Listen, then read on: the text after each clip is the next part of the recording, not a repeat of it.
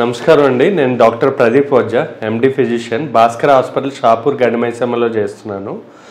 ఈరోజు మనం viral arthritis గురించి తెలుసుకుందాం. అంటే జ్వరం వల్ల వచ్చిన కీళ్ళవాతం. ఇది చాలా ఇంపార్టెంట్ అండి. ఎందుకంటే నేను చాలా మట్టుకు ఈ మధ్య ఇది మామూలుగా ఇప్పుడు వైరల్ ఫీవర్ సీజన్ అనమాట. చాలామందికి వైరల్ ఫీవర్స్ అని, దగ్గులని, జలుబులని, ఒళ్ళు నొప్పులని చాలా రావడం అనేది ఈ వర్షాకాలంలో చాలా కామన్. మెయిన్గా వర్షాకాలం నుంచి చలికాలం స్టార్ట్ అయ్యే ముందు ఈ యొక్క ప్రాబ్లం అనేది చాలా ఎక్కువగా ఉంటుంది. కానీ కంపేర్డ్ విత్ అంటే ఎప్పుడు జరగనట్టు ఈసారి అంటే ఈ సీజన్లో మాత్రం ప్రతి ఒక్కరికి జ్వరం తర్వాత ఒళ్ళు నొప్పులు అనేవి స్టార్ట్ అవుతున్నాయి అన్నమాట. ఆ ఒళ్ళు నొప్పులు అనేవి ఎలా అంటే 3 వారాలు 6 వారాలు అయిపోయాక ఇప్పుడు వస్తున్నారు. అంటే కొంతమంది ఇప్పుడు వచ్చి ఒళ్ళు నొప్పులు అసలు తగ్గట్లేదు సార్, పొద్దున్న లేవలేకపోతున్నాం, ఒళ్ళంతా వాపులు నొప్పులు అని చెప్పి చాలామంది కంప్లైంట్ చేస్తున్నారు. యాక్చువల్లీ వైరల్ ఆర్థరైటిస్ అంటే చాలామంది ఏమనుకుంటారు అంటే చికెన్ గునియా ఇలాంటి వాటి వల్ల ఈ వైరల్ ఆర్థరైటిస్ అనేది మ్యాక్సిమం వస్తుందన్నమాట. కానీ ఇప్పుడు అలా కాకుండా డెంగ్యూ కానీ వేరే ఇతర వైరల్ ఫీవర్ల వల్ల కూడా ఈ కీళ్ళవాతం అంటే ఫీవర్ వల్ల వచ్చిన కీళ్ళవాతం అనేది బాగా ఎక్కువైపోయింది. అంటే ఏ జ్వరం వచ్చినా కూడా లాస్ట్కి జ్వరం తగ్గిన 4వ రోజు 6వ రోజు ఒళ్ళు నొప్పులు అనేవి చాలా సివియర్గా ఉంటున్నాయి. అవి తగ్గట్లేదు. అంటే మినిమం 6 వారాలు ఉంటున్నాయి. దానికి ట్రీట్మెంట్ ఇవ్వకపోతే కొంతమందిలో అవి 6 నెలల వరకు లేదా పర్మనెంట్గా కీళ్ళవాతం ఎలా అయితే ఉంటుందో అలా పర్మనెంట్గా కీళ్ళవాతం అంటే రెమటాయిడ్ ఆర్థరైటిస్ ఎలా అయితే దీర్ఘకాలికంగా కీళ్ళవాతం ఉంటుందో అలా దీర్ఘకాలికంగా ఉండిపోవడం అనేది జరుగుతుంది. సో అందుకే నేను ఈ వైరల్ ఆర్థరైటిస్ అంటే ఏదైనా ఇన్ఫెక్షన్ వల్ల కానీ జ్వరం వల్ల కానీ వచ్చిన ఒళ్ళు నొప్పులు కీళ్ళవాతం గురించి ఈరోజు మనం డిస్కస్ చేద్దాం.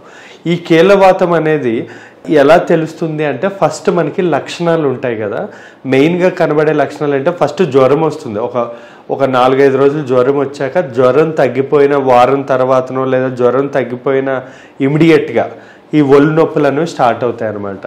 దీనికి ఈ వైరల్ ఆర్థరైటిస్లో ఎటువంటి లక్షణాలు ఉంటాయి అంటే మెయిన్గా మనకి కీళ్ళవాతంలో కనబడే లక్షణాలు అన్నీ కనబడతాయి. ఎలాంటి లక్షణాలు అంటే పొద్దున్న లేవడం ఇబ్బంది కానీ, దీనిలో మామూలుగా రెమటాయిడ్ ఆర్థరైటిస్లో పెద్ద జాయింట్స్ అంటే ఈ జాయింట్స్ మోకాల్ జాయింట్స్ ఎఫెక్ట్ అవుతాయి. కానీ ఈ వైరల్ ఆర్థరైటిస్లో చిన్న జాయింట్స్ నుంచి నొప్పులు స్టార్ట్ అవుతాయి. అంటే ఈ చిన్న వేళ్ళు కానీ, కాళ్ళ వేళ్ళు కానీ, మడములు కానీ వీటి నుంచి నొప్పులు అనేవి స్టార్ట్ అయ్యే అవకాశాలు ఉంటాయి. ఎప్పుడు జ్వరంగా నీరసంగా కూడా ఎక్కువగా వీళ్ళు కంప్లైంట్ చేస్తుంటారు. కొన్ని సందర్భాల్లో చేతులు కాళ్ళు సివియర్గా వాపులు రావడం, అడ్మిట్ చేసి స్టెరాయిడ్స్ పెడితే కానీ వీళ్ళలో నొప్పులు తగ్గవు. అంటే నొప్పి గోళీల వల్ల నొప్పులు తగ్గట్లేదు, ఓన్లీ స్టెరాయిడ్స్ పెడితేనే వాళ్ళకి నొప్పులు తగ్గుతున్నాయి.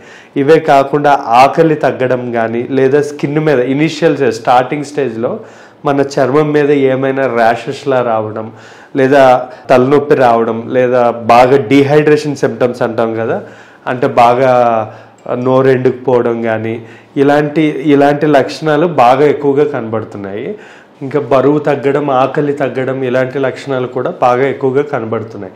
మనకి లక్షణాలు బట్టి ఇది మనం ఏ కీళ్ళవాతం అనేది మనం చెప్పేసేయచ్చు. ఎందుకంటే నార్మల్ కీళ్ళవాతం అంటే ఎప్పటి నుంచో ఉంటుంది కదా, జ్వరం తర్వాత స్టార్ట్ అయిన కీళ్ళవాతం కాబట్టి దీని గురించి మనం డిస్కస్ చేసుకుంటున్నాం.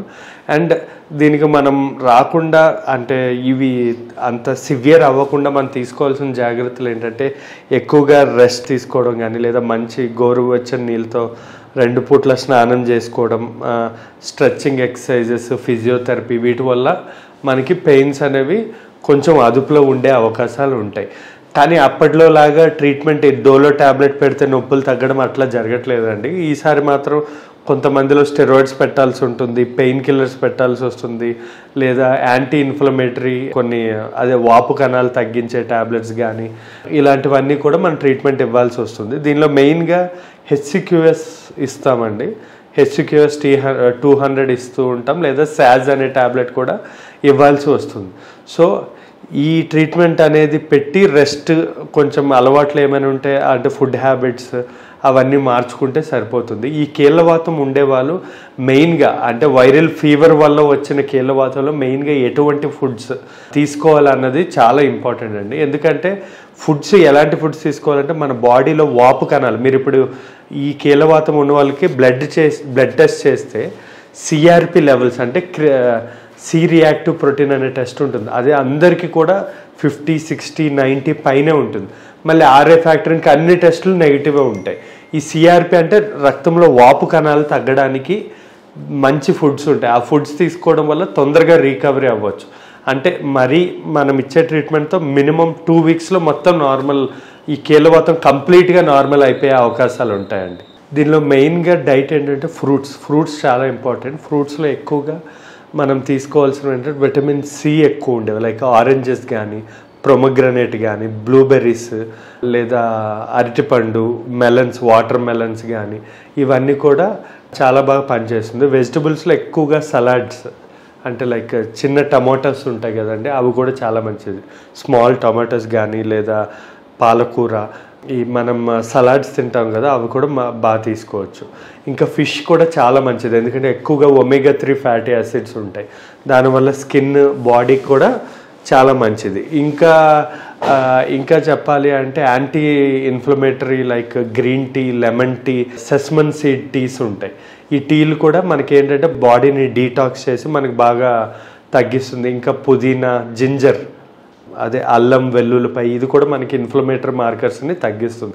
సో ఇలాంటి ఫుడ్స్ బాగా ఎక్కువగా తీసుకోవాలి. చల్లని నీళ్ళు తీసుకోకుండా ఎక్కువగా హాట్ వాటర్ తీసుకోవాల్సి ఉంటుంది ఇలా మనకి వచ్చినప్పుడు. ఎందుకంటే ఈ కీళ్ళవాతం ఒకసారి వచ్చినప్పుడు మన ఇమ్యూనిటీ అనేది, వ్యాధి నిరోధక శక్తి అనేది తగ్గి ఉంటుంది.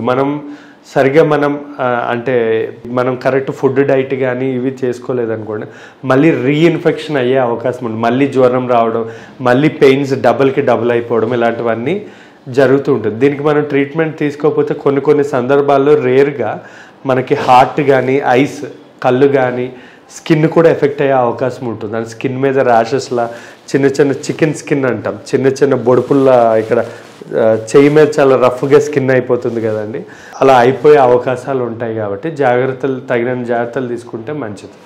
Thank you.